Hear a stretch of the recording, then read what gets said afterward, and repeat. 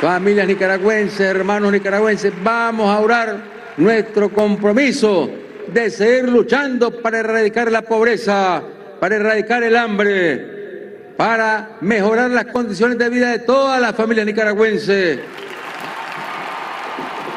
La situación política en Nicaragua se ha deteriorado desde junio del año pasado, cuando el presidente Daniel Ortega lanzó una brutal cacería contra las voces críticas, principalmente contra 7 aspirantes a la presidencia que pretendían participar en las elecciones que se celebraron el 9 de noviembre. En esas elecciones, el presidente Ortega se autonombró triunfador con el 75% de los votos, pero fue un proceso electoral considerado ilegítimo por la comunidad internacional y también por la oposición en Nicaragua. Esta cacería ha tenido como consecuencia el arresto de más de 170 personas consideradas presos políticos por organismos de derechos humanos y también la realización de una serie de juicios espurios en los que se ha condenado a estas personas por crímenes relacionados al menoscabo a la soberanía, lavado de dinero o relación con el crimen organizado.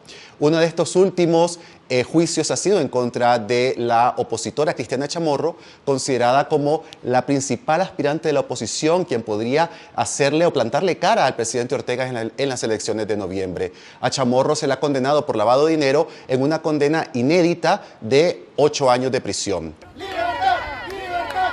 ¡Libertad! ¡Libertad! ¡Libertad! ¡Libertad!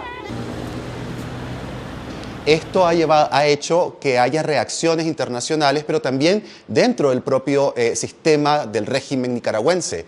Esta semana, el embajador de Daniel Ortega ante la Organización de Estados Americanos, Arturo McFill, hizo una toma de la palabra en el Consejo Permanente para denunciar lo que considera una dictadura y abogar por la liberación de los presos políticos.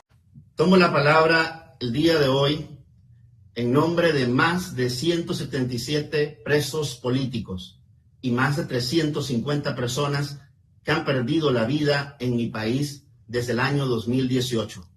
Hasta ahora no se sabe las consecuencias que podría tener una acción como esta de parte de un embajador del régimen de Ortega frente a un organismo tan importante en el continente americano, pero también ha tenido ya hemos visto reacciones de parte de la diplomacia latinoamericana. Varios embajadores, incluyendo el embajador de Estados Unidos ante la OEA, han reaccionado a favor, aplaudiendo esta acción del embajador Matt Fields. A pesar de todo, Daniel Ortega se ha sentado en el poder basado en la represión. En Nicaragua hay una constante violación de derechos humanos.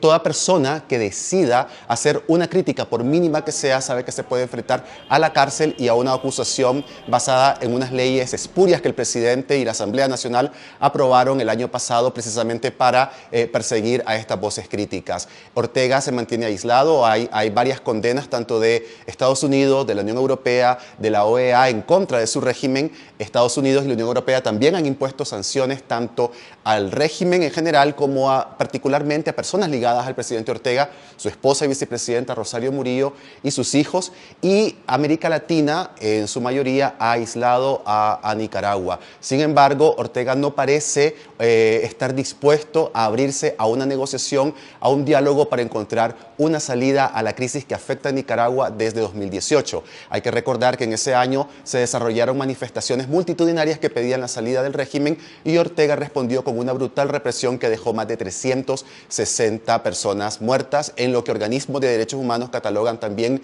como crímenes de lesa humanidad. El presidente se mantiene en el poder, como he dicho, bajo la represión y sin las posibilidades de un cambio a futuro en lo que es esta crisis política y social que sufre Nicaragua.